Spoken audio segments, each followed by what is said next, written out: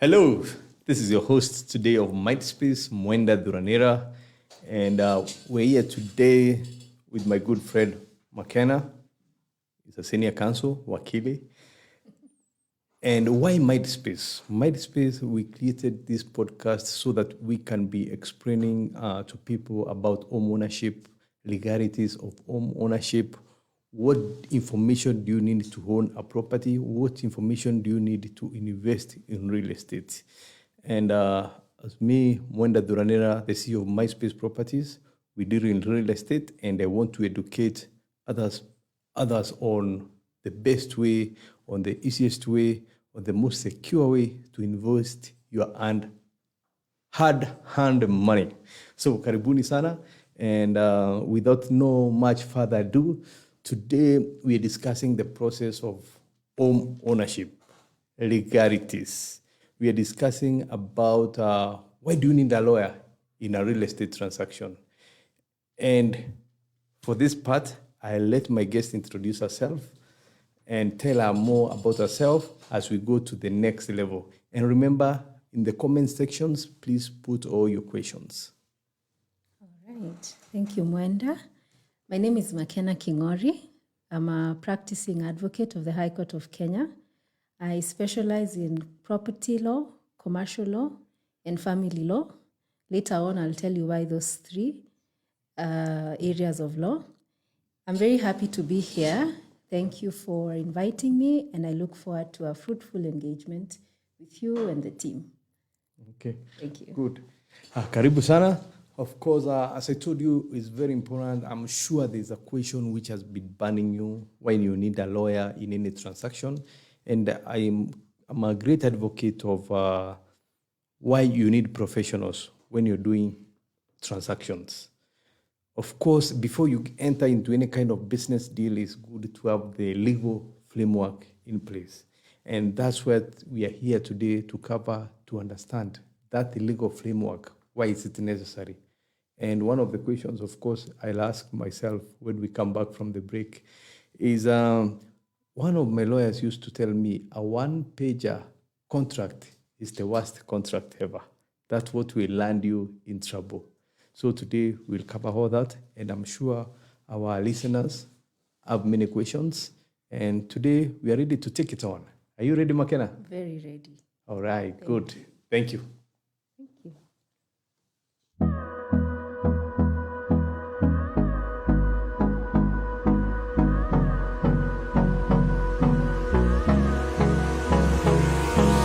Hold me close till I get up. Time is barely on our side. I don't wanna waste what's left. The storms we chase are leading us, and love is all we'll ever trust. Yeah, no, I don't wanna waste what's left. And on we'll go through the wastelands, through the Hi guys, welcome to Sunpark Residence. Karibuni. through the wastelands, through the highways, till my shadow turns to sun rays. Hi guys. Welcome to our show house. So we want to take you through our show house, our 3-bedroom show house at Sunpark Residence. Sunpark Residence is located along Mombasa Road, just a few kilometers from the airport and SGR. Quite convenient place to invest in, and whether you want to reside in, it's a win-win. Sunpark Residence is the place to be. Now, this is a 3-bedroom show house, this being the living room, and this is where we put our dining, but just to show you, to give you an idea where you can put it. Yeah. And then it comes with its balcony, quite spacious. So here's the balcony. Look at Yeah. that, amazing. Awesome. Come closer, let's show them our play area. So you're going to be sitting here comfortably. Let's sit down. We need a glass of water. Imagine having a You sit here here. comfortably Yes. as you watch your kids play. Yes. Yeah, so that is it about Sunpark. It's just a nice place to be and to invest in. Yes. We have 1, 2, and 3-bedroom houses. Awesome. And 1 bedroom is going for 6.5. Yes. 2 bedroom is going for 8 million. Yes. And 3 bedroom is going for 10 million. And you need as low as 10% deposit to own this place. And something else we didn't mention, we Allow mortgage. Yeah, at very, very low rates, as low as 9% Imagine. on a reducing balance. And the rates are not fluctuating, that is standard. Where else can you get such a deal? Let's show them our kitchen.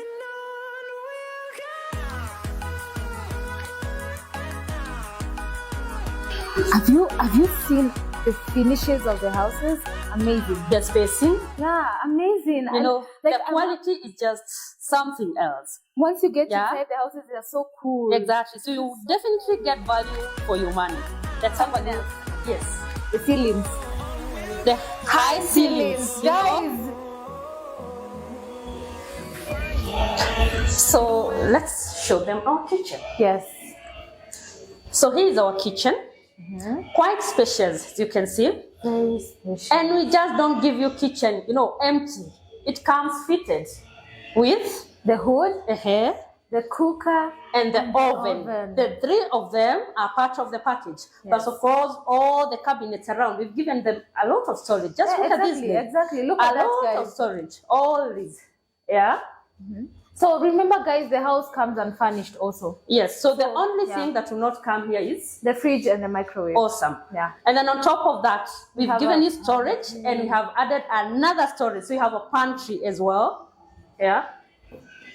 So here's the pantry. A very big pantry.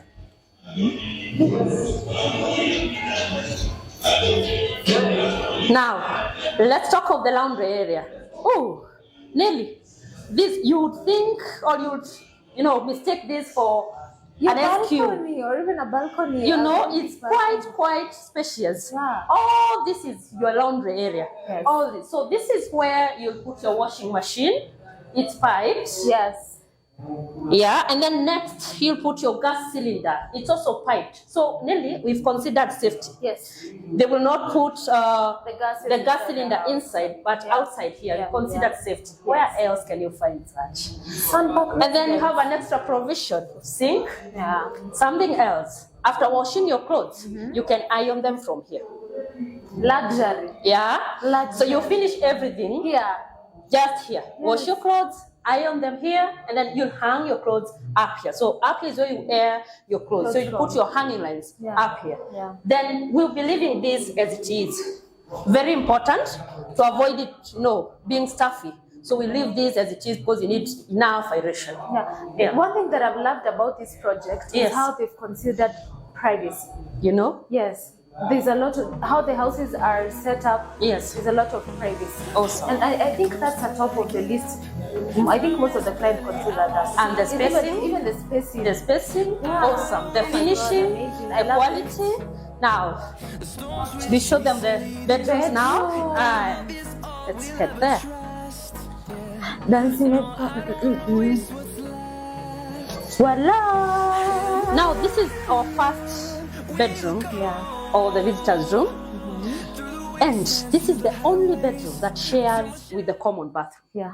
Imagine. Amazing. The two of them, the rest two Are in are in suite. So only this that shares with the common bathroom. Now, as much as it's bedroom one, just look at its spacing. Not even the spacing. It's the like, lighting. you know, Let me show you something. Yeah. Can you close the door and then we open and show you how the lighting is? Open. Look at that. You're on ground floor, but you really can't feel like it. Yeah. Yeah. You know why? We have spaced our blocks out there. Our blocks are not squeezed. Yeah.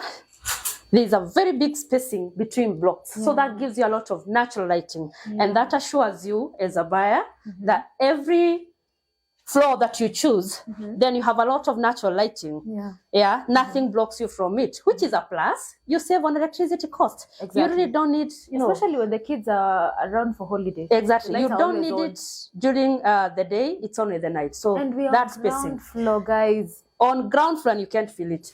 Now, these are the wardrobes. Spacious too. Look at that, Nelly. Look at Amazing. that. I love this. Yeah. I love the feel of this. Look at the wood.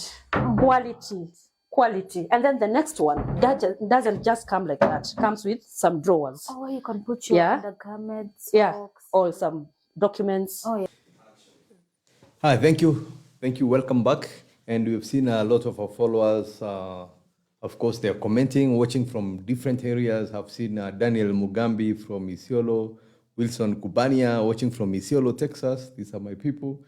Watching live from Kikuyu, Morera Meat. Hey, si utuite nyama huko siku moja.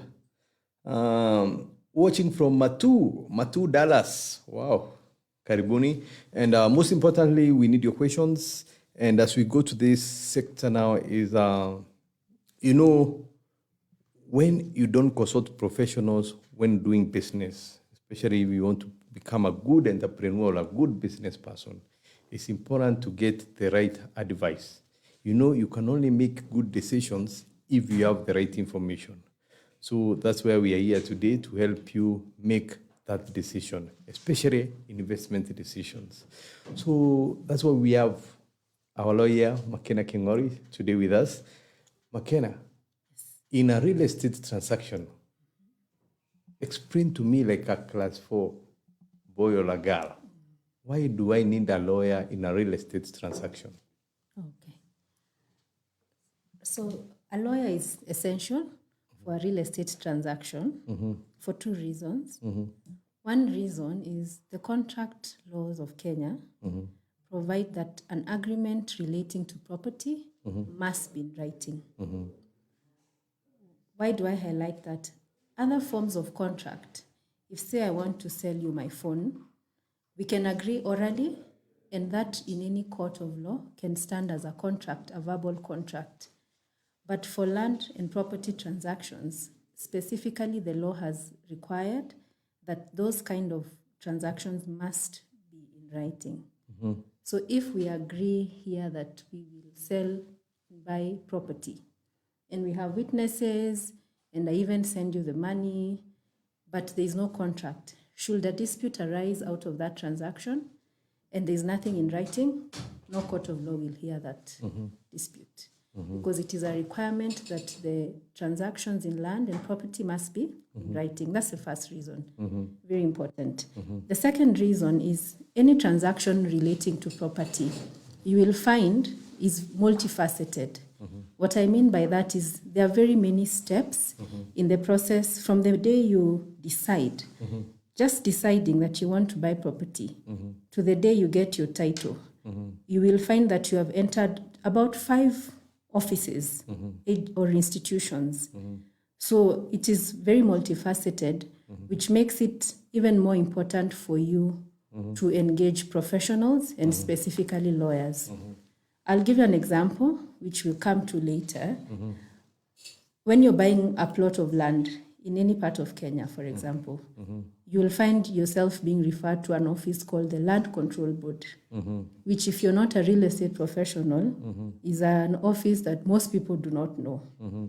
So how do you engage these boards, for example?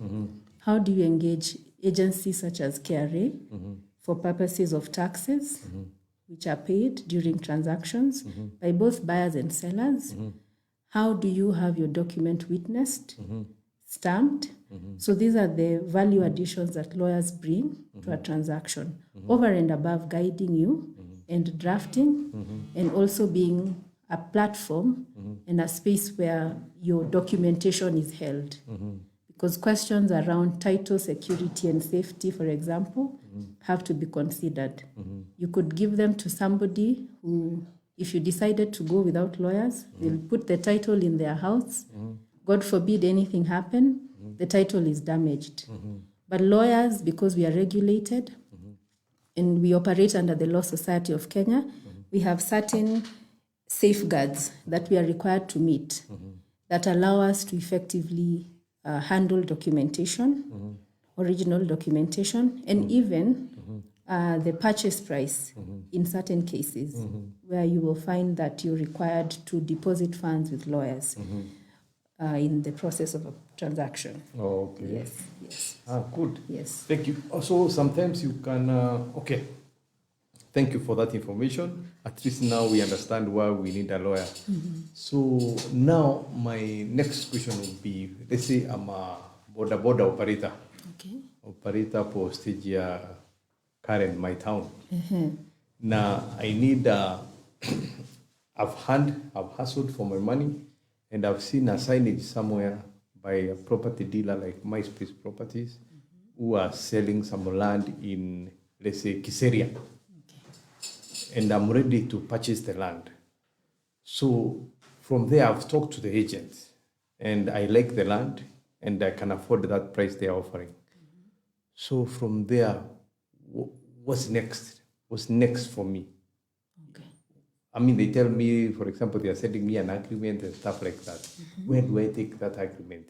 What should I be watching for in the agreement? Why should I come to consult you? Okay. Yes. Okay, it's a very important point that you've brought up. You've seen the ad on the agent's billboard, say it's my space. The first step is actually sourcing. So how do you identify how you will get the property that you want to purchase? And you've mentioned agents, which I think is very important for people to know, because agents by law are licensed and also regulated, just like lawyers. So even before you decide that this is the property I will buy, is your agent a licensed agent by the agents board, estate agents board? Because that in itself is crucial. There are many people who purport to be selling as agents of the seller, as relatives, proxies, but it is always important that your agent is registered. And I'll come to why. Because your agent, in this case now, the buyer who has seen the plot being advertised, it's in Kiserian. He will tell you the plot is available, or he or she will then direct you on the next step. Oftentimes, the next step is going to the office of the seller. So if the seller is an individual, or if it is a company, there's a formal meeting point where you must go to interact with the seller, who is now coming in through the agent. And if your agent is registered and licensed, then you don't need to do extensive due diligence on the seller. So I find the agent part to be very crucial, because it can reduce a lot of stress going forward, because you could then have to do a lot of due diligence on the seller. So the buyer has seen the property, he likes it, he or she likes it. And he has an agreement. And he has an agreement. So we are looking at the agreement. Two types of agreements are usually incorporated at this point. We can start from a letter of offer point, or we can go straight into the agreement. That letter of offer or agreement serves the same purpose. It basically expresses interest to purchase the specific property. So it identifies the parties, who is the seller, who is the buyer, how much are we buying and selling it for, where is the property located, and sometimes a map is also attached to this document, so that we are very clear on the boundary demarcations of what exactly is being sold, because I'm sure that we are very clear. Sometimes there's a dispute about the exact location. So that document identifies the parties, I'm sure that the unit, the amount, and any other conditions precedent relating to that unit. The amount, conditions precedent, if I can just go deep into that, vary from case to case. Sometimes you're buying a property that is the subject of, say, a succession case in court, but there's consent for it to be sold. Or sometimes you're buying a property that is charged to a bank. So in that case, it will need to be highlighted in that letter of offer or agreement that you're buying this property, but these are certain conditions precedent to this finalization, this sale, that you must be aware. Because if otherwise this was not made clear, then the party buying can later on claim breach. So all disclosures relating to the property are captured in that agreement, as well as finally the timeline that it will take to conclude that transaction. Yes, Wow, yes. wow. Yes. Hey, that's great information.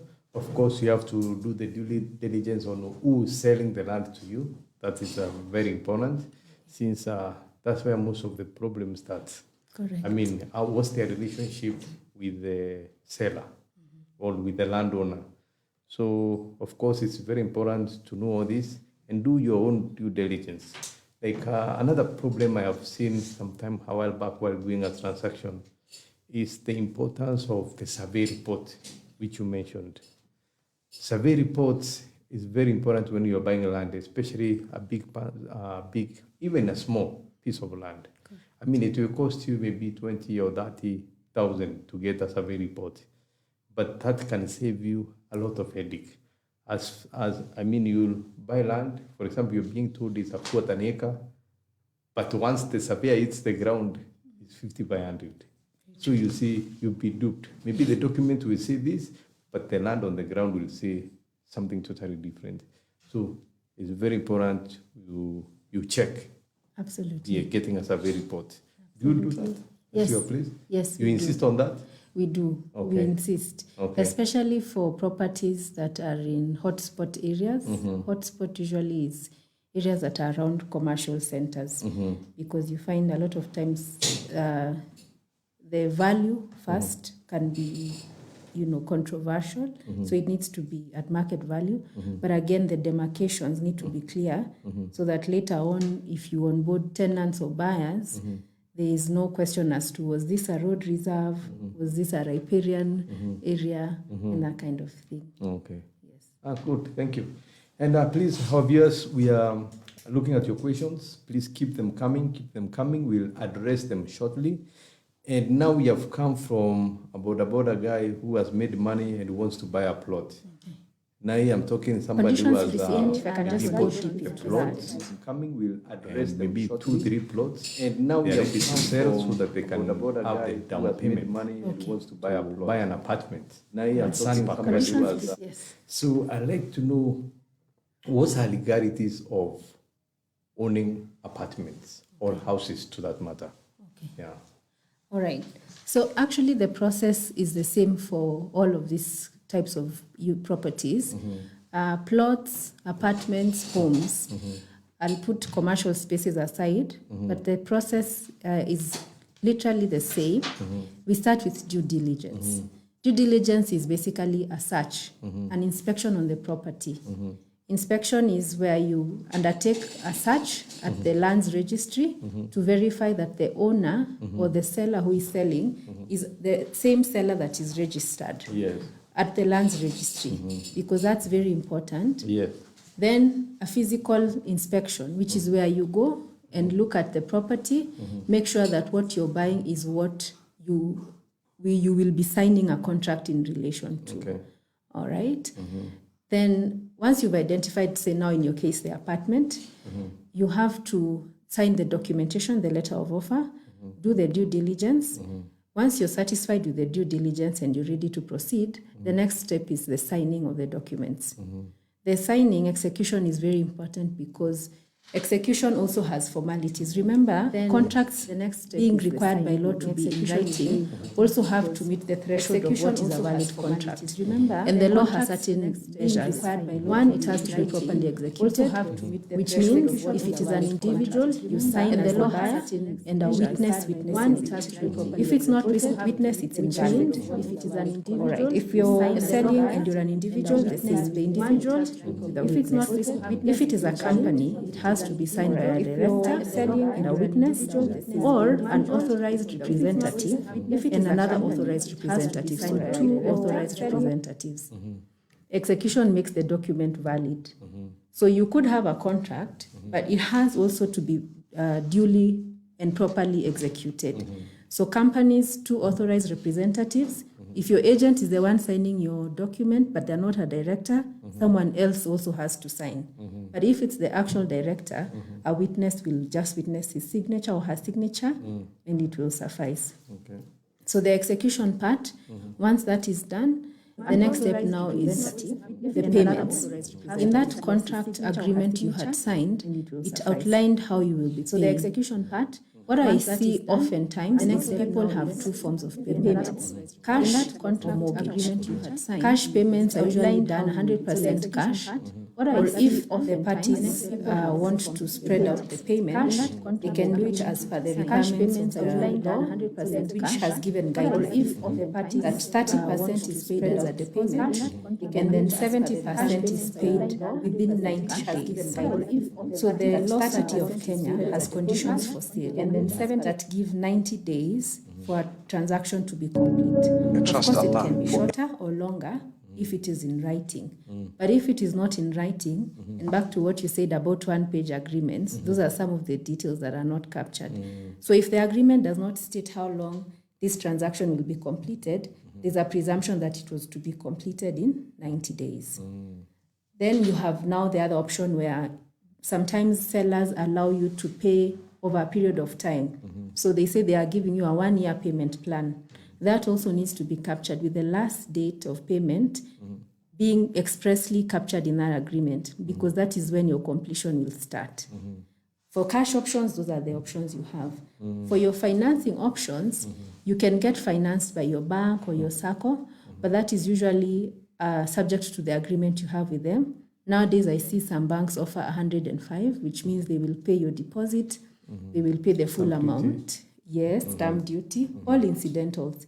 Some of them require that you make a certain percentage, and then they are going to top up the balance, in which case then it will be a finance transaction. And on top of your agreement for sale, one more document will be added. And in some cases too, a loan agreement and the charge document. A charge is actually a mortgage. The marketing term that we use a lot is mortgage, but a mortgage is actually a charge, legally speaking. So the transaction remains the same, but we introduce two new elements of the mortgage, charge document, and a loan agreement, depending on who your bank is. Yes, so once that is done, then we can now proceed to finish. Good. Yes. Thank you so much, Makena. Even me, I'm learning. I'm glad you came here today. Very happy. Just to wind up this particular part. So next, the two issues we'll be tackling is what is a lease? When renting a place, when your landlord gives you a lease, what do you need to be on the lookout for? And why do you need a lease? Then the next one about pre-sales when it comes to apartments, the ones which have not been built yet. How do you deal with that? So keep sending your questions. I've seen a question from Ben and Otieno. Oh, Ben and Otieno, know you by now. Is it cheap to build a house or buy a house in urban setup? Good. We'll come back to you with the answer for that. Thank you. Perfect. Thank you.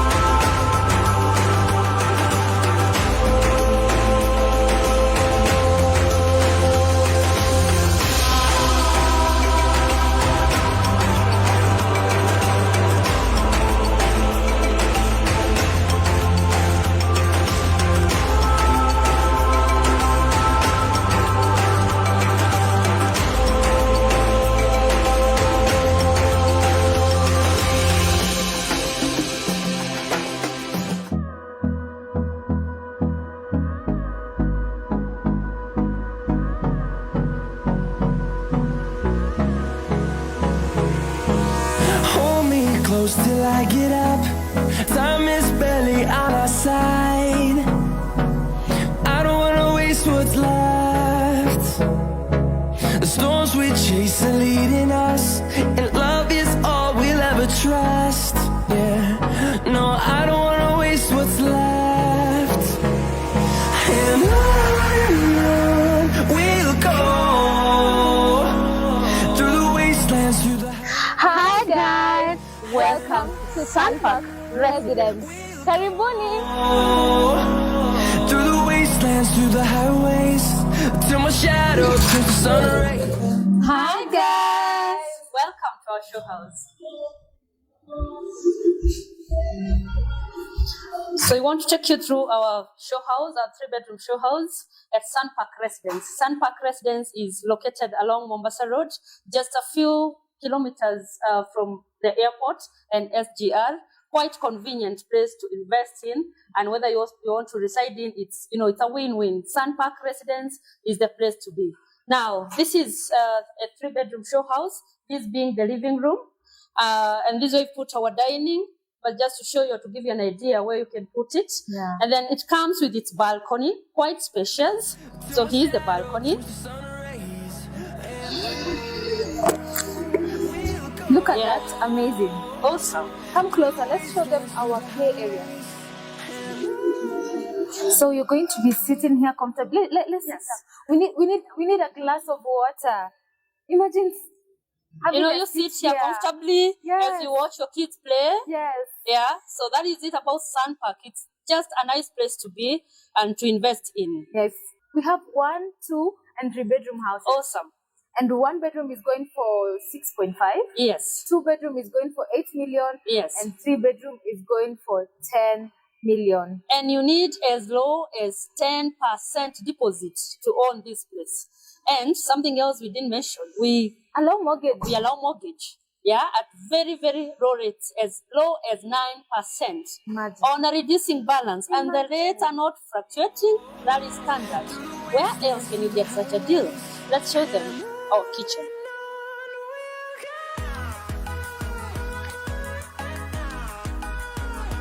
Have you seen the finishes of the houses? Amazing. The spacing, Yeah, amazing. the quality is just something else. Once you get Yeah. inside the houses, they are so cool. Exactly. So you definitely get value for your money. That's somebody else. Yes.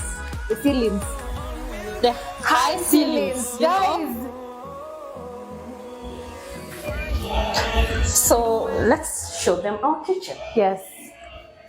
So here is our kitchen. Quite spacious, as you can see. Very special. And we just don't give you kitchen, empty. It comes fitted with The hood, a hair the cooker, and the oven. oven. The 3 of them are part of the package. But of course, all the cabinets around, we've given them a lot of storage. Just look at this. exactly. Look A at that, lot of guys. storage. All these. Yeah?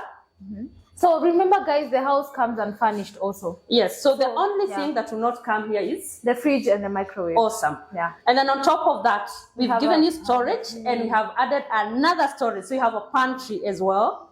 Yeah. So here's the pantry. A very big pantry.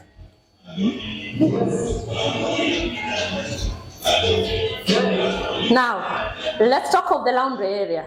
Oh, Nelly, this you would think or you would, mistake this for Your an SQ. balcony or even a balcony. It's quite spacious. Yeah. All this is your laundry area. Yes. All this. So this is where you'll put your washing machine.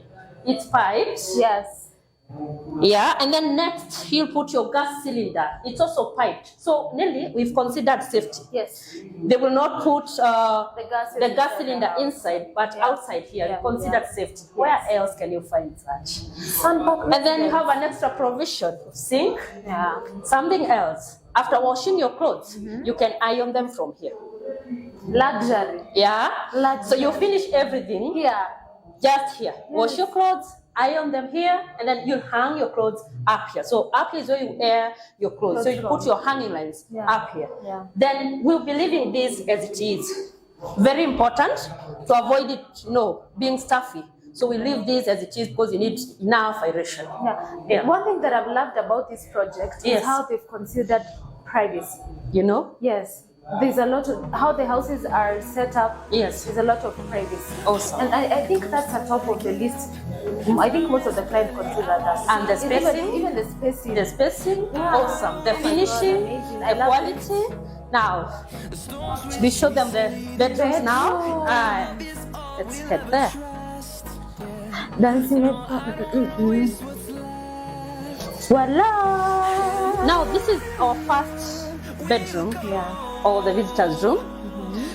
And this is the only bedroom that shares with the common bathroom. Yeah. Imagine. Amazing. The two of them, the rest two Are in are in suite. So only this that shares with the common bathroom. Now, as much as it's bedroom one, just look at its spacing. Not even the spacing. It's the like, lighting. you know, Let me show you something. Yeah. Can you close the door and then we open and show you how the lighting is? Open. Look at that. You're on ground floor, but you really can't feel like it. Yeah. Yeah. You know why? We have spaced our blocks out there. Our blocks are not squeezed. Yeah. There's a very big spacing between blocks. So that gives you a lot of natural lighting. And that assures you as a buyer that every floor that you choose, then you have a lot of natural lighting. Yeah. Yeah, nothing blocks you from it, which is a plus. You save on electricity cost. Exactly. You really don't need, Especially when the kids are around for holiday. exactly. The You lights are don't always need on. it during the day. It's only the night. So And we are that's on spacing. ground floor, guys. On ground floor, and you can't feel it. Now, these are the wardrobes. Spacious too. Look at that, Nelly. Look at Amazing. that. I love this. Yeah. I love the feel of this. Look at the wood. Quality. And then the next one doesn't just come like that. Comes with some drawers. Oh, you can put your Yeah. undergarments, Yeah. socks. Or some documents. Oh, yeah. Yeah. And then up there, look at this spacing. You can put your suitcases and stuff. Yeah. Big spacing. That was actually a very good idea. Yeah. I love it. Okay, let's have a look at the common bathroom.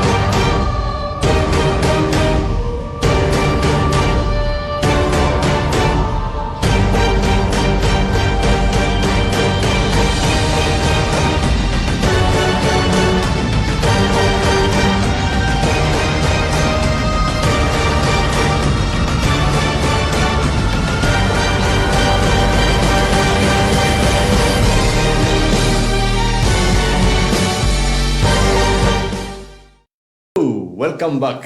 Welcome back to Mindspace.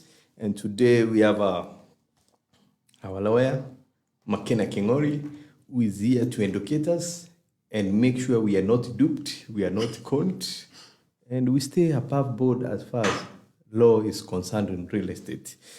So when somebody rents a house or somebody rents, let's say, a shop, like you rent one at my town, Karen, you are given a lease, you are given a contract, you are given a offer letter, there's something they call HOT, end of terms. Many people like to understand what is a lease, what is a contract. Even the people who have rented, what do they need to know about the legality of the documents the landlord gives them? Do they need a lawyer? Yes. To interpret for them? Do they? Of course they do. Tell us more. We all need lawyers when we are doing property transactions. But anything that is being rented is basically getting you rights to a property, but not making you the owner. So in the first part, we discussed ownership, which gives you rights to a property and you become a registered owner. But when you're renting, it means you have exclusive rights, just like an owner. Sometimes it can be limited in certain cases, but it is giving you exclusive rights to a space for a short period of time, which is often defined in that contract, which is oftentimes referred to as a lease, but it is, for all intents and purposes, a tenancy agreement. It captures the terms. In my space, my town, for example, that would be a commercial lease. A commercial lease, a residential lease, which people call tenancies, a lease of agricultural land. If, say, you want to farm, but you're farming with cycles and it's a year long, all those are leases / tenancies, giving you exclusive rights, but for a period, a short period of time, thereby not making you the owner, right? So the commercial lease relates to properties, offices, shops, and hotels. That is what the law defines as commercial spaces. Residential goes without saying. That is anywhere that is being used for residential purposes or some sort of residential purpose that can be, if authorized, commercialized. I'm speaking specifically about Airbnbs. And again, you have now the agricultural spaces where people lease / rent for a short period of time to achieve a certain purpose. The lawyer and the contract is the same. It captures the same elements. Who is leasing / renting to who, for how long, at how much. Certain terms can be added depending. And I'm sure you can confirm to us that some spaces are rented for a short period of time. And the rent, you have something called a rent escalation. So I tell you, it will be this much for this period, the first year or the first two, and thereafter, there'll be an escalation at a certain percentage. This is common in commercial leases, especially in urban areas. But all, bottom line is tenancies, leases, all refer to the same thing, which is a contract that is assigning exclusive rights of our property for a short period of time. Short period of time, allow me to just define, is if you're talking about land, it has to be less than 25 years. If it goes above 25 years, the law requires that it be registered, and now it's like you have sold it. So if you're an owner trying to lease your land in Kinango, Kajiado, make sure if your intention is not to sell it to the person that you're leasing it to, you're looking at 25 years and below. Anything above that makes it a transfer for purposes of the law. Commercial spaces like my town, Karen, shops, hotels, and offices, 5 years, 3 months is the period of term for a commercial lease. Commercial leases have specific provisions. There are certain safeguards. They are not treated like a normal one-year tenancy. So commercial leases, by interpretation of the law, is any lease / tenancy relating to an office, shop, or hotel that is for a period of 5 years, 3 months, and above. and it will be regulated. Disputes arising out of that have a very different dispute mechanism, and more importantly, they are registered. So like the way we register our title deeds when we are buying, for commercial leases, they have to go to the registry for registration. When you're renting a house, you've never been, if you're doing a normal tenancy, you've never been sent to the lands office to register that tenancy, right? But for a shop, a commercial space, which meets that definition that I've just highlighted, it will have to go through the process of stamp duty and registration at the lands registry. So it's a bit of a more formal process, and it is regulated differently from other tenancies. Residential tenancies are what most of us are familiar with, which is where you're renting an apartment, a flat, a townhouse, anything residential for a period of, as shall be agreed. Usually I see it's 1 year renewable, depending on the area and the landlord. Yes. Oh, good. Thank you for that information. And please send your questions. We have seen them and we'll address them shortly. Just before we go to answer your questions, maybe I would ask about somebody who wants to buy off-plan or off-plan apartments or houses. How, in a very brief way, what should you be watch out? What should you watch out for? Okay. So the key distinguishing factor of off-plan sales and other sales, build sales as we call them, is that the completion is deferred to a later date. So the documentation changes only to that extent, that now we have completions that are set either by a date or by a certain provision, which is usually the architect's issuing a certificate, and the payment plan also changes. Remember when I mentioned the bank, if you go to a bank and you tell them you want to buy but it's off plan, unless it's under the current affordable housing scheme, most banks will require that the construction has extended to a certain, it has progressed to a certain percentage. They will not finance an off plan which is just groundbreaking, for example. So it also affects the financing for mortgage buyers, but most importantly, it shifts the completion provisions from what we normally have in the normal agreement to that. And now everything else that is tied to that completion, be it financing, be it possession, be it the ability to transfer further, all that now ties to the completion. But generally speaking, that is the main distinction, at least legally and contractually, between the off-plan sales and the built sales for apartments. So it means you don't get a lease or a title immediately? No, you do not. Till you get like occupation certificate and the house is ready for you to move in. Yes. So just to clarify, once the architect issues their certificate, typically that is when completion is deemed to happen by law, and that is when the seller, the vendor / developer can now proceed to register. So your title, which is a very good question, will come at that point.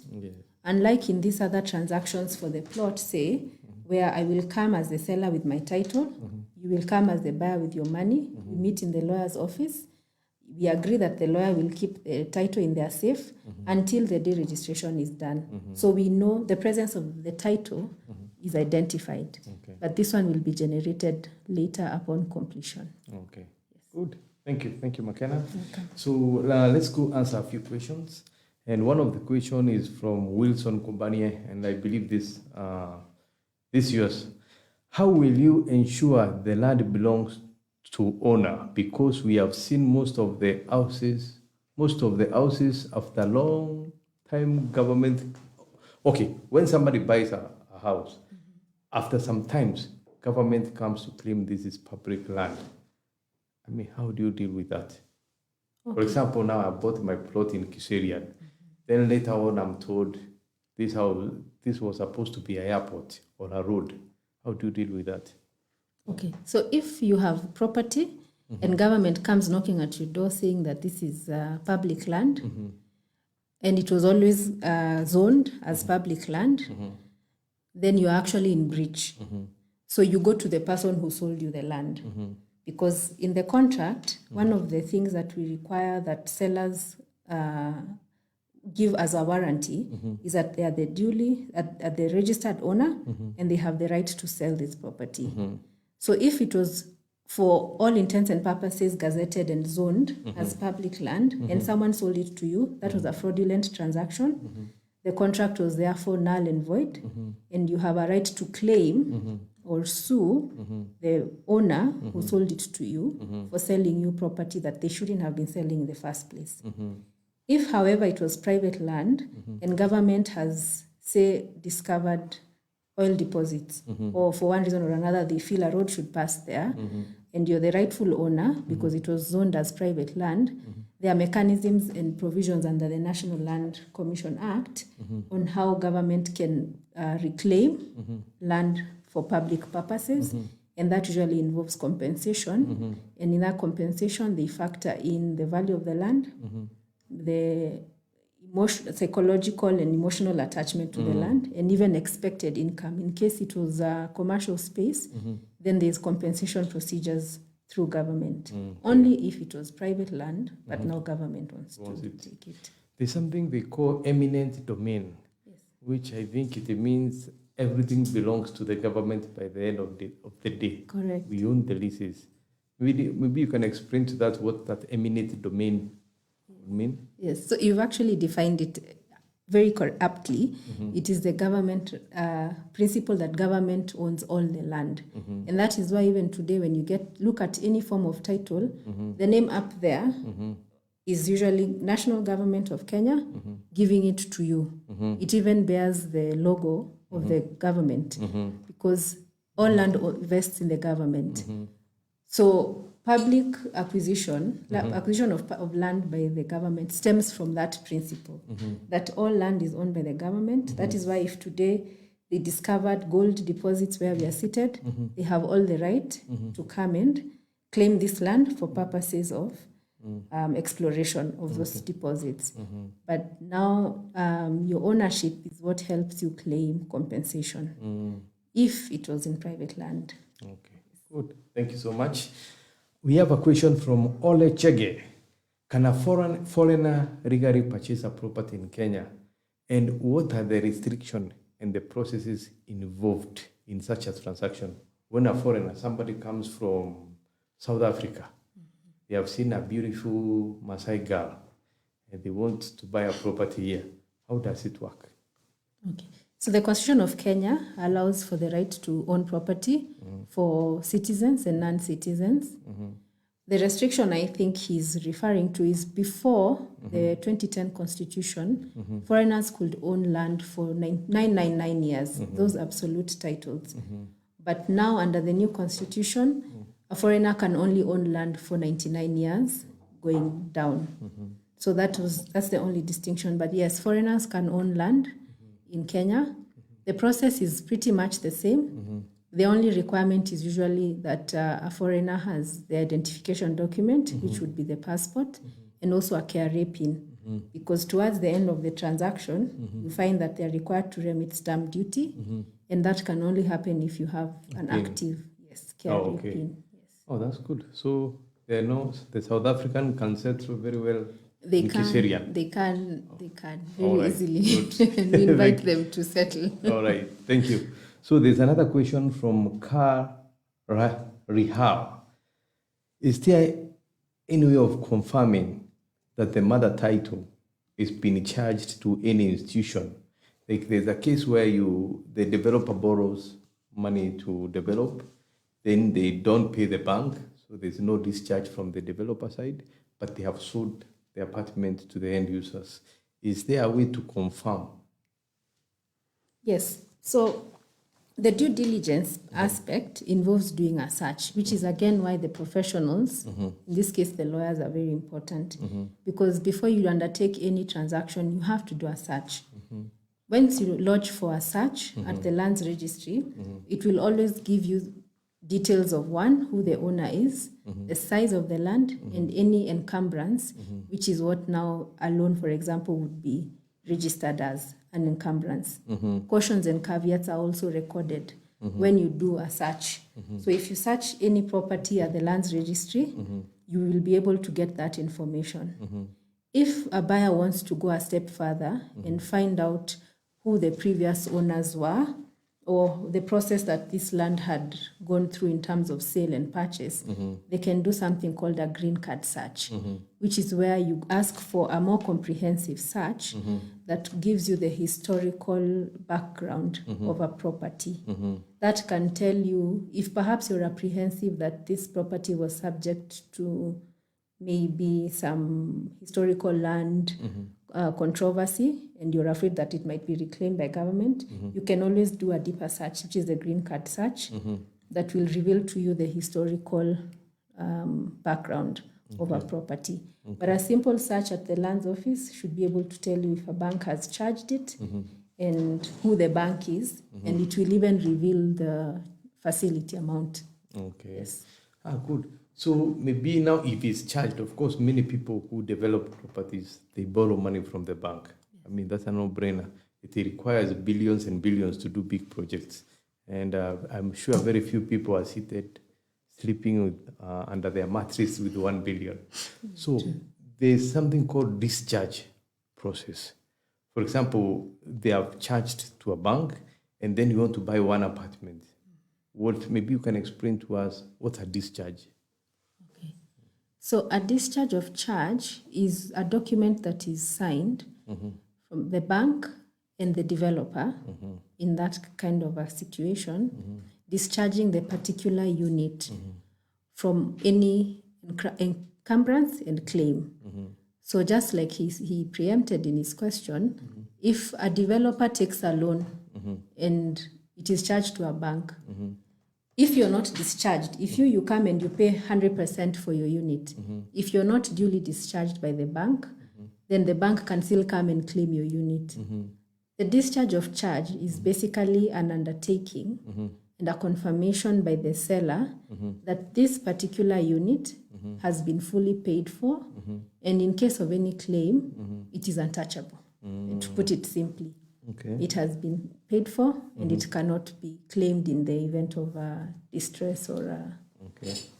Yes. Oh, that's good. Thank you. Hey, even me, I'm learning today. I thought I was an expert. You know you are.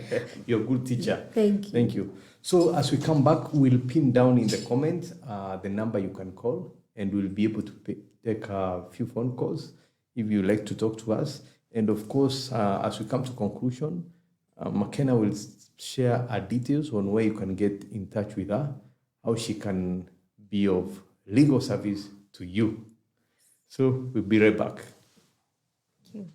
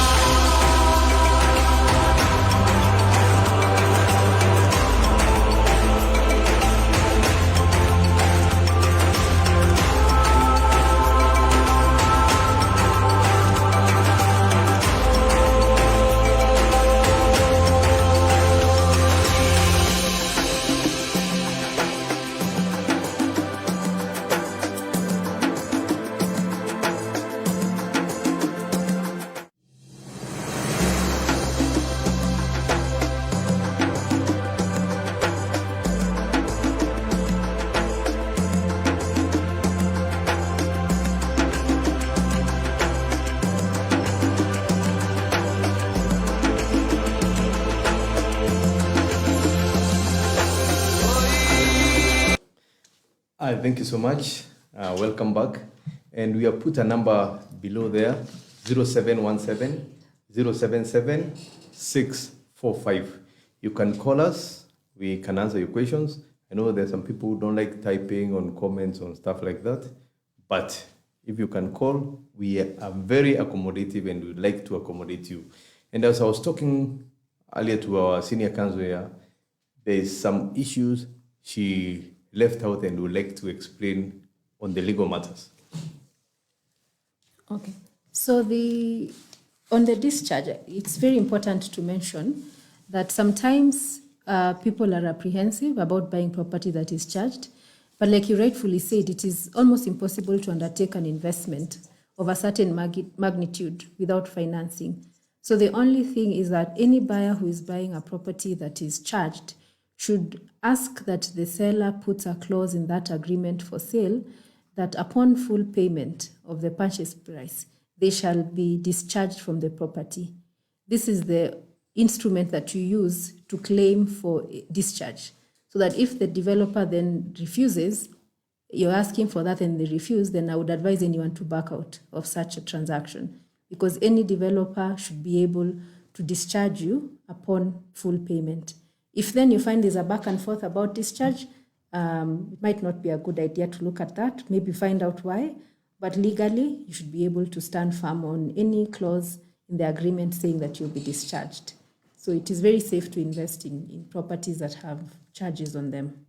Okay. Yes. Good. Thank you. And of course, going forward, I know there are so many other complicated stuff. Like, for example, somebody has bought a house or got a land somewhere. How do you protect them in the future for your family? Through putting a trust. In our next time, we discuss about how do you form a trust, what is a trust. Then things about owning apartments, let's say 99 years, there's something called reversionary interest. Yes. So we need to cover that. Why are you laughing? Or did I pronounce them I think wrongly? you have a degree in law, but you've not told us. Like, you know, actually, those are some of the things we'll touch on next time. Or maybe very briefly, you can tuonjeshe kidogo. Okay. Just as a teaser, yeah, very right. Trusts are entities that people are now using to safeguard their assets. When you have an estate and you want to make sure that your beneficiaries are able to benefit from it long after you've gone, trusts are as an entity that you can incorporate. They function not like companies, but they take the form of that, where you appoint a board of trustees to manage the estate. And depending on how you agree in your deed, the proceeds of your estate can be used to take care of your beneficiaries. Beneficiaries are children, biological children, adopted children, and any other person that you deem fit to be a beneficiary, whoever a person chooses. So that is for trusts. They are very safe. They are also tax efficient. The reason people prefer trusts over companies is because the tax obligations and the requirements in companies sometimes are more complex as opposed to a trust body. A trust body functions usually most of it, 99% of the time for purposes of estate administration. So the way the law has structured them, they are very tax efficient. So very highly recommended for anyone who wants to protect his estate or her estate. Your second question Reversionary interest. Reversionary interest. So in any title document that you have, you see 99 years. That 99 years is the term of your lease between you and the government. So yes, you're the owner, but like we said, government is the ultimate owner. So upon the expiry of 99 years, the land reverts back to the government. And anyone who owns land is required to apply for a renewal, which is issued at the discretion of government. So it is not 100% guaranteed that government is going to extend your lease, but you're better off applying for an extension, because if you do not apply for extension of the lease, then it automatically reverts back to government and you're not the registered owner of that property. And oftentimes government renews the lease. It is very unlikely that they will refuse. It's automatic. It is not automatic, but it is probable. Yes. Okay. They will rarely refuse to extend a lease. Okay. Yes. Thank you so much. And now, the people with us would like to know if they want to get in touch with you, how do they do that? Where are your offices? When they need legal services, how do they come to you? Okay, so we are physically located at the Two Rivers Mall. There is Saturn Tower, which is on the rooftop of the Two Rivers Mall. We are on the first floor. The name of the office is MK Legal, Makena, Kingori and Company Advocates. We are also available on all social media platforms, and we are very responsive by the same handle, MK Legal. I am also present on social media under the handle Makena Kingori on LinkedIn, Facebook, Twitter, and even Instagram. We are very responsive on all those platforms. And our website, for those who would like to have a look at the range of services we offer, is www.mklegal, M is M for Makena, K for Kingori, legal.co.ke. And our numbers are on the website. They are also available on all the platforms. But for purposes of this speech, it is 0723 233 994. 0723 233 994. That's the direct line to me. Thank you. Thank you so much. And we also pin on the same on our live, we'll pin a contact how you can get in touch with Makena and she can help you matters legal. So as we wind up, as we end this today, I would like to invite you to visit our Sun Park residence in Syokimau, one of the projects we're involved in. I would like you to visit my town, Karen, opposite Karen Hospital on Langata Road. And if you need a shop, if you need some space, come to us. Then we'll give you a space and you'll do your business in a big way. And as I conclude, thank you so much for listening to us. Thank you so much for being part of this. This is a second one. We rate us. How are we doing? What improvement would you like to see? Comment below, please. Let us know what we can improve, what you like to learn. Like next week, we are bringing to you built environment experts. And of course, when you're doing a building, the first person you start with is the architect. Since now you have bought the land, you have gone to the lawyer, what's the next process? What next? Now you have to go see an architect to make drawings for you, to cholea you that your dream house you've been dreaming about, so that you can now start living the life you always wished for. So thank you so much. Tomorrow, next week, same time, we'll have an architect with us. I'll call some of my friend architect and they'll talk to you about, what do you need to know about building? How can you build? How can you get started in this journey of property development, the property of developing your own home? This is where we start. Thank you so much. And thank you for being with us all that time. Sorry, we took 22 minutes above. Wow, but that was very interesting. Thank you. And we invite you one more time to touch on issues and questions our followers have, or the people who are engaging here online. Thank you so much. See you next week, same time. God bless you. Thank you for having me. Investment journey. Please feel free to reach out to us and Mindspace for all your real estate needs. Good. Thank you. Thank you.